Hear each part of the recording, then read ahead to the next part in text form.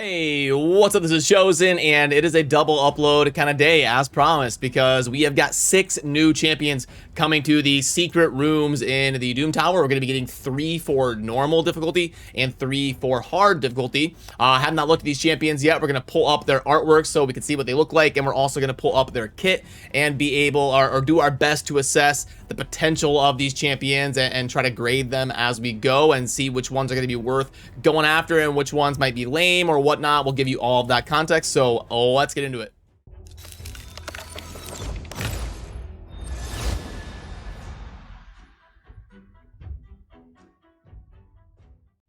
Alrighty, so let's dive right in and start with Zii Ixchi right here. So there's going to be 3 in normal and 3 in hard, and we're just going to start with the ones in normal and work our way over to the ones in hard. And also, you know, this is all the information we're given, is what you see right here. A little bit of the artwork and then a quick rundown of the skills. So we're missing very important context, like what the books do for buff, debuff chances, damage, and most importantly cooldowns, and the multipliers, the base stats, what's their base speed. It's a big difference if a champion is 115 base speed or 95.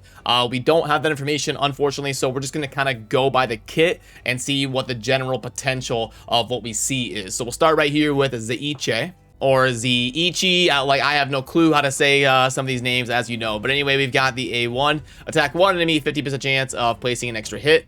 That's kind of underwhelming. In A2, attack one enemy will ignore shield and block damage buffs. Place a block damage buff on this champion for 1 turn. Again, with a 5-turn cooldown, I'm sure that books to 3 probably. I mean, it ignores block damage and stuff, but place a 30% increased crit damage buff and increase attack on this champion and grant an extra turn. Self-buffing with an extra turn can be good. And then a passive, whenever the champion kills an enemy, decrease the cooldown of their A2. Oh, okay, so maybe it is actually a 4 or 5 turn cooldown, because it has a built-in passive that can lower the cooldown. As far as potential for this kit, I'm gonna give this like a C-. I don't see anything groundbreaking here.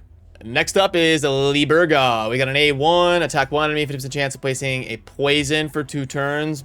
Attack one enemy, 75% chance. I'm sure you can book it up to 100 of placing poisons and sensitivity for 2 turns. It's cool to have poison sensitivity because that's kind of rare in the game. Otherwise, this is all kind of meh. A3, place increased defense and increased attack on all allies for 2 turns.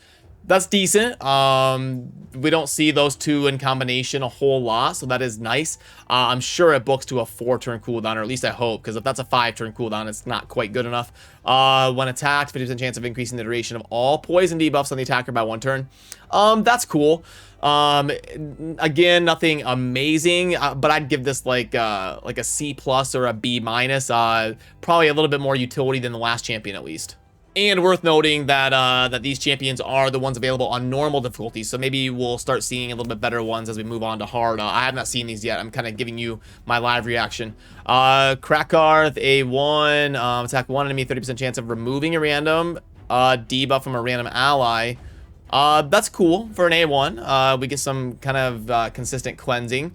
The attack one enemy, place a revive on death. That's a pretty lame A2. Strengthen buff and shield buff equal to 20%. That's pretty good. It has a lot of toughness, strengthen and shield. It has a big cooldown, so it's obviously going to be an HP champion. So it's going to depend how good their base HP is and stuff like that. I bet that books to a 5-turn cooldown. It'd be crazy if it's a 6-turn, and definitely a 7-turn. So hopefully it books down to 4. If it's 5, it's going to be a lot worse. Then we've got increase the value of all shields on the side by 15% when this champion is alive. Okay, so again, not bad. I'd give this like a C+, without knowing the cooldowns and just kind of the potential of stuff. Well, maybe a B- because you get the cleanses on the A1. So again, nothing amazing, but it's all right. And now we move into the champions that are going to be available on the hard side of secret rooms. And if it seems like I'm grading harsh by going like C-, B-, stuff like that, I don't want to like, I don't want to just have grade 500 champions as an A or an A minus. So I try to, if anything, grade towards the harsh side, because if I do grade a kit as like an A, I want it to actually mean something. So that's why like you know, if you think like, oh, he's got cleanse and shield and strength, and how is that not at least like a B plus or an A minus? That's why. So I tend to really save the A's, the A grades for, you know, someone like a Madame Saris or something, where you've got that really impactful kit. So anyway, let's move on to Cromax here. We've got an A1, attack one enemy with a 6% chance of placing a decreased attack. That's good. But it's a single target, so I mean, it's good for boss fights context, you know, anything like a faction wars or something. But for the Hydra, you'd like it to be kind of like paid mode, where it's more of an AoE decrease attack. Attack one enemy, you can book it to 100%, I'm sure, of placing a block buffs. Also fill the champion's turn meter. That's good. It's pretty solid. A 3 attack all enemies, I'm sure that goes up to 100% chance of placing a provoke and a decreased accuracy for 2 turns.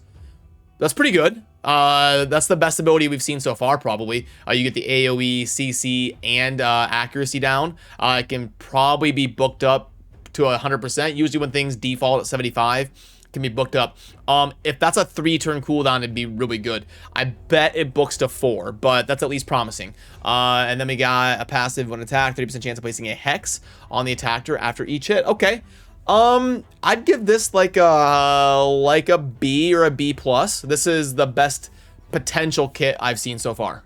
Next up is Gronjarr. We've got an A1, Pyro. Okay, attack one enemy 2 times each hit, 30% chance of increasing the duration of HP burn. Okay, not bad on A1. While one enemy 2 times, first hit has a chance of removing any block debuffs buff. And the second hit has a chance of removing 1 random buff. One enemy 2 times. Okay, attack all enemies. It looks like it's going to be a 100% chance HP burn. Also for the champion's turn meter by 5% for every enemy under an HP burn before this attack. Interesting. Passive, the champion will not receive any damage from HP burn debuffs. Instead, HP burn debuffs will heal this champion by 5% max HP each time one activates. And then an active effect whenever this enemy attempts to place, whenever an enemy attempts to place a freeze debuff on this champion, instantly remove it and place it on the attacker. Okay, now there is some utility for that. That could be fun. Instantly removes it, plays also HP burn on the attacker. And it cannot be resisted, but we're gonna need accuracy anyway because of the other stuff on the kit. Okay. Maybe some anti-torment utility or something by like preventing freezes, but it's only this champion. It's not like all allies or anything. Then it would be really a lot better. So again, maybe like a B minus on this one. And the last one, we've got Ginro. Hopefully we can get somebody that hits an A or an A minus and get a hype champion here, because everything so far has been like B's and C's. We've got A1, 1 enemy, 50% chance of increasing the cooldown of one of the target skills by 2 turns at random. That's pretty good. That's a pretty good A1 right there. And then attack one enemy, place a stun for 2 turns. Will ignore block debuffs and block damage buffs. If that hits hard, that could be decent. Place a 50% increased defense buff on this champion for 3 turns and a counterattack. Oh, so they're going to counterattack and place skills on cooldown. Okay, I like that synergy. But it looks like a big cooldown of 7 turns. Hopefully we get that down to like 4 or something. Yeah, it's going to depend a lot there. Then we get a passive effect of increase this champion's defense each time they counterattack. Defense resets every time this champ. Oh, okay, that's kind of annoying. I don't like that. I don't like how it wipes it. That really negates the cool factor of that ability.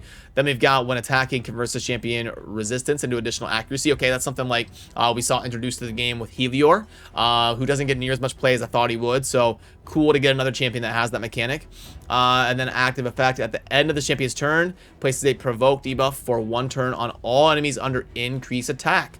We do have a cooldown on that, but we get some passive kind of CC. Okay.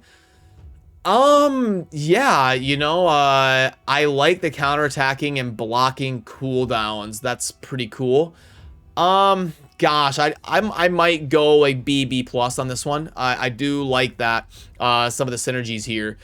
So yeah, probably one of the better ones I saw out of these 6. So alrighty, that's going to do it for the 6 new champions coming to the Doom Tower, and I will put timestamps down below if you want to be able to click through all of them and be able to pull up their kits again, and let me know what you think. Was I right on most of them? Was I wrong on a couple of them?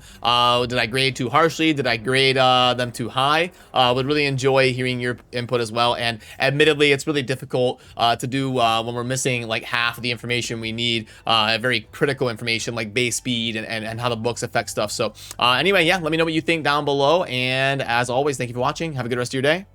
Peace.